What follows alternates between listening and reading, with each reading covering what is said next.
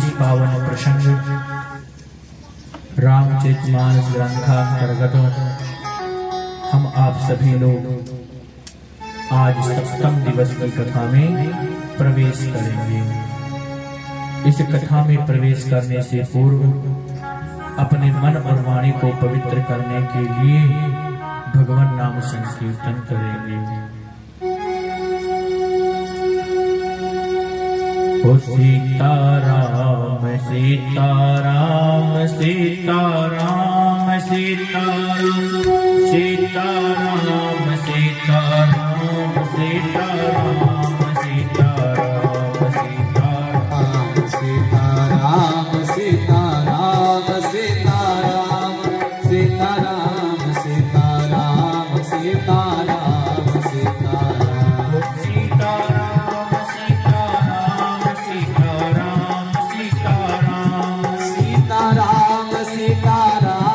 सीताराम सीताराम सीताराम सीताराम सीताराम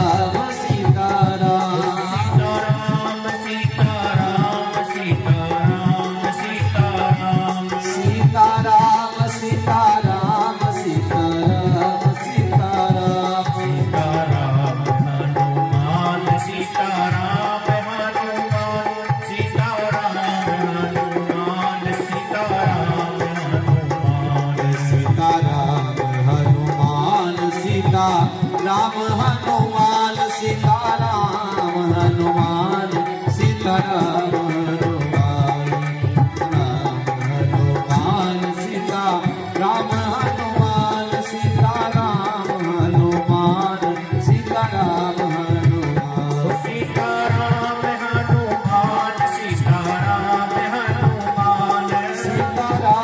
हनुमान सीताराम हनुमान सीताराम हनुमान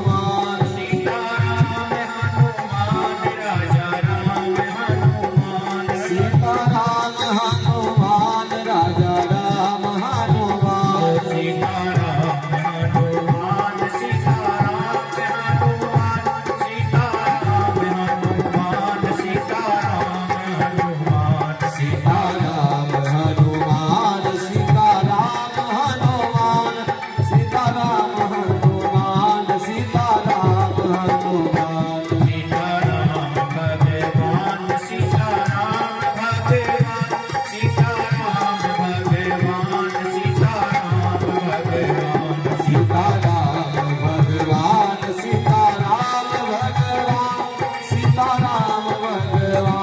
सीताराम भगवान सीताराम हनुमान राजा राम हनुमान सीताराम हनुमान राजा राम हनुमान मेरे राम हनुमान मेरे राम हनुमान राम हनुमान मेरे राम हनुमान सीताराम हनुमान सीताराम हनुमान सीताराम हनुमान सीताराम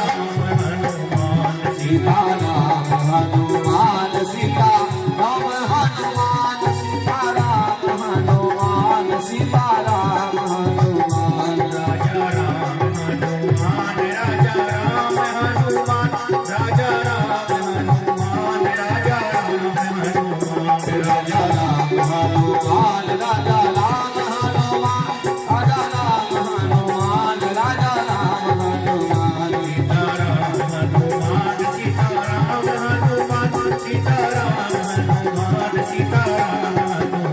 सीताराम हनुमान सीताराम हनुमान सीताराम हनुमान सीताराम हनुमान सीताराम हनुमान राम हनुमान राजा राम हनुमान हे राम हनुमान राजा राम हनुमान राम हनुमान राजा राम हनुमान हे राम हनुमान राजा राम हनुमान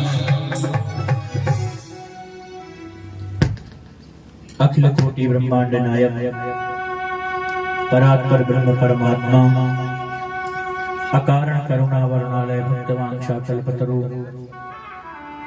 कौसल्यानंद वर्धन दशरथ आत्मज अवध बिहारी रघुनंदन भगवान श्री राघव जी की असीम अनुकंपा से आंजनेय श्री हनुमंत लाल की पावन उपस्थिति में एवं भगवान श्री सामरिया सेठ की पावन अनुग्रह में आज हम आप सभी लोग इस श्री महा ग्रंथ रामचरितमानस पुराण अंतर्गत हम आप सभी लोग आज सप्तम दिवस की कथा में प्रवेश करेंगे। कल की कथा में हमने भगवान की दिव्य लीलाओं को श्रवण किया कि विश्वामित्र जी ने महाराज दशरथ से याचना की और भगवान श्री राघव को लेकर वन में गए। वन में जाकर भगवान ने ताड़का नाम की राक्षसी का उद्धार किया, सुबाहु और मारीच का उद्धार किया। उसके बाद भगवान श्री राघव और उनके भैया लक्ष्मण जनकपुर में आते हैं। राजा जनक के मनोरथ को सिद्ध करके भगवान ने धनुष का भंजन किया है और उसके बाद भगवान और परशुराम भगवान का पावन मिलन हुआ है। परशुराम भगवान मैया रेणुका और जमदग्नि के पुत्र साक्षात भगवान श्री हरि नारायण के ही अवतार कहे गए हैं। 21 बार भगवान परशुराम ने इस धरा को क्षत्रिय विहीन कर दिया था। तो बोले महाराज जब क्षत्रिय विहीन हो गया था तो उसके बाद फिर ये संतति आगे कैसे चली? बोले परशुराम महाराज गर्भस्थ शिशुओं के ऊपर कोई कुठाराघात नहीं करते थे और भगवान परशुराम जो धर्म आचरण करने वाले राजा थे उनके ऊपर भी कभी क्रोध नहीं करते थे। पापात्मा और दुष्टात्मा जितने राजा थे उनका संहार महाराज परशुराम भगवान ने किया था। लेकिन जितनी बार भगवान परशुराम ने इस धरती को क्षत्रिय विहीन किया तो उसका दान ले जाकर महाराज भृगु को देते थे और भृगु महाराज पुनः राजाओं को प्रदान कर देते थे। 21 बार जब कर दिए तो फिर भगवान परशुराम को भृगु ऋषि ने कहा कि अब दान लेंगे उससे पूर्व आपको हमें एक वचन देना पड़ेगा। तो बोले क्या वचन देना पड़ेगा? बोले कि वचन ये देना पड़ेगा कि जो तुम पृथ्वी दान में दोगे दोबारा उस पृथ्वी के ऊपर अपना पांव नहीं रखोगे। महाराज परशुराम ने वचन दिया कि आपसे दान में प्राप्त की हुई पृथ्वी के ऊपर हम दोबारा अपना पांव नहीं रखेंगे।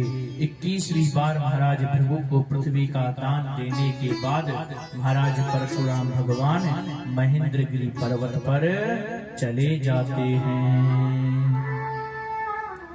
राघव जी का सुंदर दर्शन करके भगवान राम कहते हैं परशुराम महाराज आप तो हमसे हर प्रकार बड़े हैं, हम तो केवल राम हैं, आप तो परशुराम हैं। हम तो महाराज क्षत्रिय हैं, आप तो हमसे श्रेष्ठ ब्राह्मण कुल में हैं। हम तो महाराज रजोगुणी हैं, आप तो महाराज तपोगुणी हैं, सिद्ध गुणी हैं। हम तो आपके आशीर्वाद से पलते बढ़ते हैं। महाराज जो ब्राह्मणों के संग मित्रता करता है उसका तो संसार में वैभव बढ़ता है।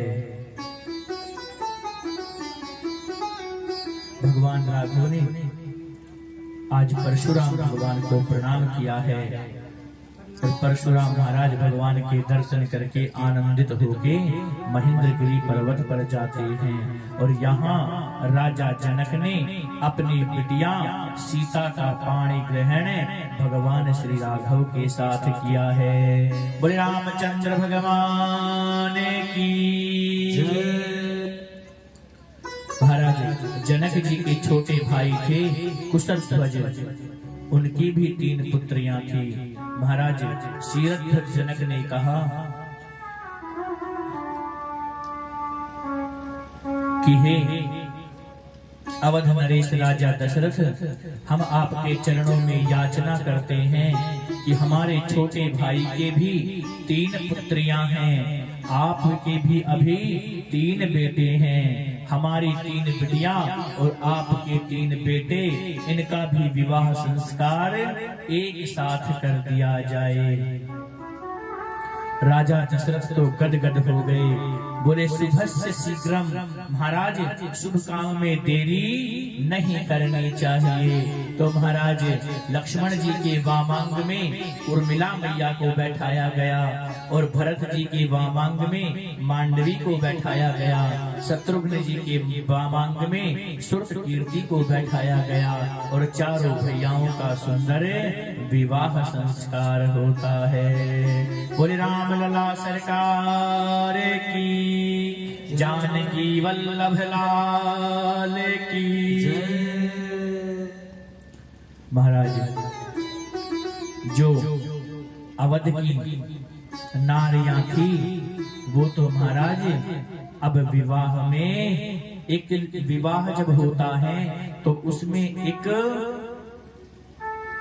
रीत होती है, उसमें ससुराल पक्ष के लोगों को गाली दी जाती है। बधावा गाली देने के बाद उन्हें बधाई में दक्षिणा भी दी जाती है।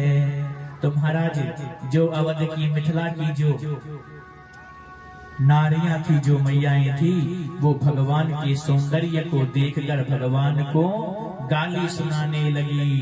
बोले अरे हमने तो सुना है अवध में हवन करने से बेटा पैदा होते हैं, क्या अब राजा दशरथ यज्ञ किए थे तो यज्ञ की धुआं से बेटे हो रहे हैं, क्या राजा दशरथ में सामर्थ्य नहीं था जो यज्ञ से बेटे हुए?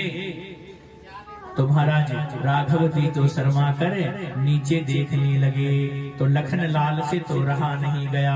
बोले अरे हमारे यहाँ तो यज्ञ से बेटे होते हैं, पर तुम्हारे यहाँ तो जमीन से बेटियां पैदा होती हैं। बोले लखन लाल की।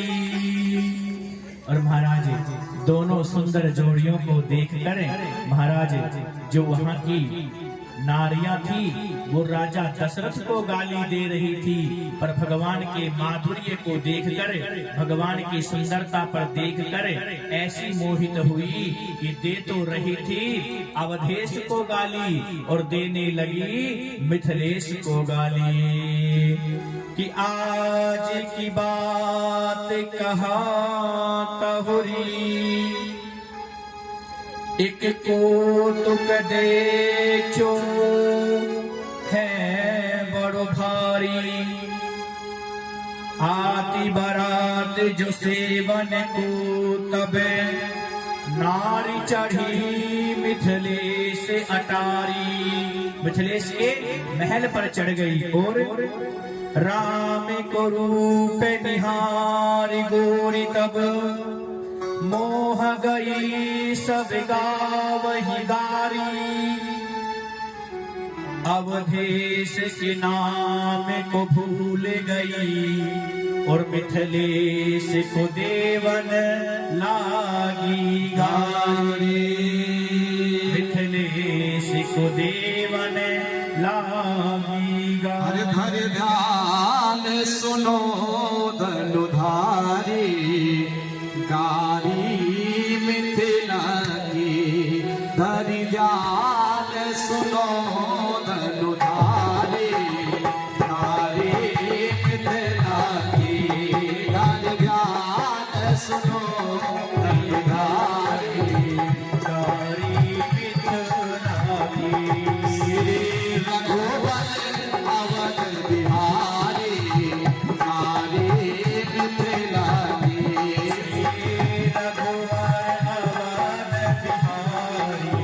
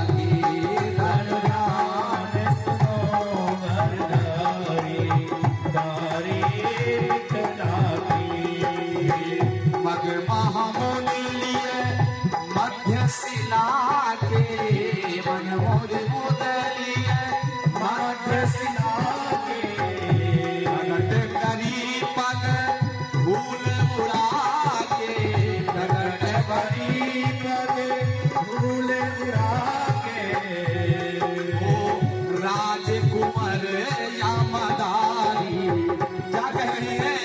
राजकुमार या मदारी हरे मिथिला की धनु ध्यान सुनो दारी